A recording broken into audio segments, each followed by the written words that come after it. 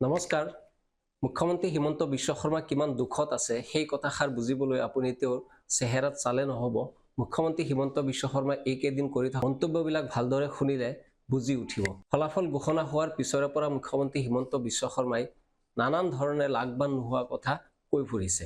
সংবাদ মেলতো বিভিন্ন ধৰণৰ কথা কৈছে, সাংবাদিকৰ আগত বিভিন্ন ধৰণৰ কথা কৈছে, আৰু সেই কথাবিলাকৰ মাজত কিমান মিল আছে এবাৰ বিবেচনা কৰি চাব।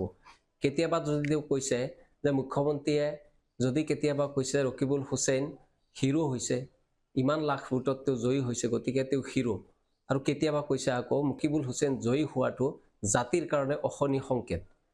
মুখ্যমন্ত্ৰী হিমন্ত বিশ্ব শৰ্মাৰ কোনটো কথা ৰাইজে পালন কৰিব আৰু কোনটো কথা তেওঁ ৰাইজে বৰ্জন কৰিব? এখন ৰাজ্যৰ এগৰাকী মুৰব্বীৰ এনে বিভ্ৰান্তমূলক কথাবিলাক ৰাইজৰ কাৰণে বিভ্ৰান্তিমূলক হ'ব পাৰে, ৰাইজক বিপথে পৰিচালিত কৰিব পাৰে। ফলাফল ঘোষণা হোৱাৰ পিছত বিজেপিৰ গোটেই নেতৃত্ব নাৰাজ হৈ আছে, তেওঁলোকে আঘাত পাইছে এই ফলাফলৰ পৰা। আৰু ব্যতিক্ৰম নহয় মুখ্যমন্ত্ৰী হিমন্ত বিশ্ব শৰ্মা। 11খনকৈ তেওঁলোকে আসন লাভ কৰিলেও এখন আসনৰ কাৰণে মুখ্যমন্ত্ৰী হিমন্ত বিশ্ব শৰ্মাৰ যিমান দুখ, সেই দুখ তেওঁৰ কোলাই পাচি নধৰা হৈছে। আৰু সেই দুখ হৈছে যোৰহাট সমষ্টিক লৈ। যোৰহাট সমষ্টিক লৈ মুখ্যমন্ত্ৰী হিমন্ত বিশ্ব শৰ্মাৰ মন্তব্যবিলাক শুনিলে আচৰিত হৈ পৰিব। কি ধৰণৰ মন্তব্য কৰি ফুৰিছে। মুছলমানে ভোট দিছে ৰকিবুল হুছেইনক, মুছলমানে ভোট দিছে প্ৰদ্যুৎ বৰদলৈক, যিবিলাক সমষ্টিত বিৰোধী প্ৰাৰ্থী জয়ী হৈছে সেইবিলাকত মুছলমানক ভোট দিছে বুলি কোৱা হৈছে, মুখ্যমন্ত্ৰী হিমন্ত বিশ্ব শৰ্মাই কৈছে। কিন্তু যোৰহাটত যেতিয়া কথা আহে, যোৰহাটত মুছলমানে ভোট দিলে নেকি গৌৰৱ গগৈক, তেতিয়াও এক কৌশলী মন্তব্য তেওঁ প্ৰদান কৰে যে গৌৰৱ গগৈক ভোট দিয়াৰ কাৰণ বা যোৰহাটত স্থানীয় ইস্যুতহে ভোট দিয়া হৈছে, সেইকাৰণে তপন গগৈ পৰাজিত হৈছে। লগে লগে মুখ্যমন্ত্ৰীয়ে এই কথাটো প্ৰকাশ কৰি দিব লাগিছিলে যে যোৰহাটত কেনেধৰণৰ স্থানীয় সমস্যা আছে। পূৰ্বৰ সাংসদগৰাকী অৰ্থাৎ তপন গগৈ এগৰাকী সাংসদ হিচাপে যোৰহাটত কাম কৰাত তেওঁ অসফল হৈছে নেকি, ব্যৰ্থ হৈছে নেকি, নিজকে অকৰ্মণ্য প্ৰতিপন্ন কৰিছে নেকি, যি কাৰণে গৌৰৱ গগৈক যোৰহাটবাসীয়ে এইবাৰ ভোট প্ৰদান কৰিলে।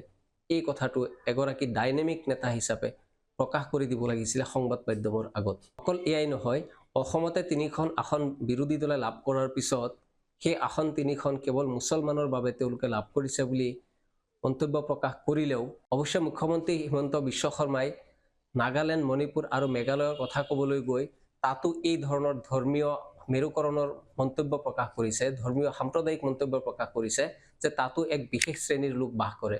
অৰ্থাৎ মেঘালয়, মণিপুৰ আৰু নাগালেণ্ডত খ্ৰীষ্টানসকলে বিজেপিক ভোট দিয়া নাই।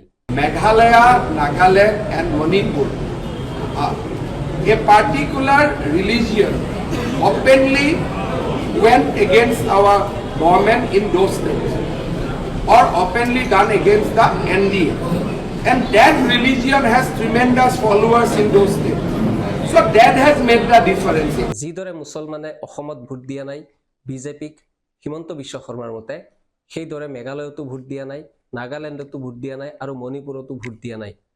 এইদৰে তেওঁ ধৰ্মৰ ভিত্তিত কথাবিলাক ক'ব বিচাৰিছে। কিন্তু ধৰ্মৰ ভিত্তিত কথাবিলাক কোৱাটো কিমান সমীচীন?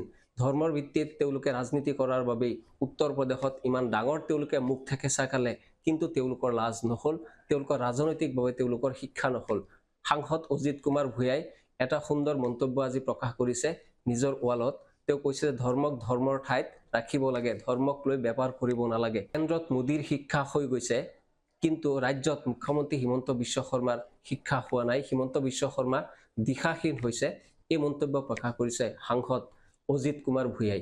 উত্তৰ প্ৰদেশৰ ইমান ডাঙৰ নিৰ্বাচনত এইবাৰ গোটেই উত্তৰ প্ৰদেশৰ পৰা তেওঁলোকক দলিয়াই দিলে, আনকি য'ত ৰাম মন্দিৰ স্থাপন কৰা হৈছে অযোধ্যা সমষ্টি, তাৰ পৰাও তেওঁলোকক দলিয়াই দিলে একমাত্ৰ ধৰ্মীয় মেৰুকৰণৰ কাৰণে। কিন্তু এতিয়াও যেন শিক্ষা হোৱা নাই হিমন্ত বিশ্ব শৰ্মাৰ, আৰু হিমন্ত বিশ্ব শৰ্মাই হয়তো এয়া ভাবি লৈছে যে অসমত আজীৱনটো ধৰ্মৰ নামত ৰাজনীতি কৰি যাব। যদি ধৰ্মৰ নামত ৰাজনীতি এইবাৰো চলিলে হয়, তেনেহ'লে গৌৰৱ গগৈ পৰাজিত হ'লে হয়, তপন গগৈ জয়ী হ'লে হয়। কিন্তু অসমৰ সৰ্বস্তৰৰ ৰাইজে যেতিয়া এই কথাটো বুজি লৈছে যে ধৰ্মৰ ভিত্তিত তেওঁলোকে ভোট প্ৰদান নকৰে, সেইকাৰণে আজিৰ তাৰিখত গৌৰৱ গগৈ জয়ী হৈছে।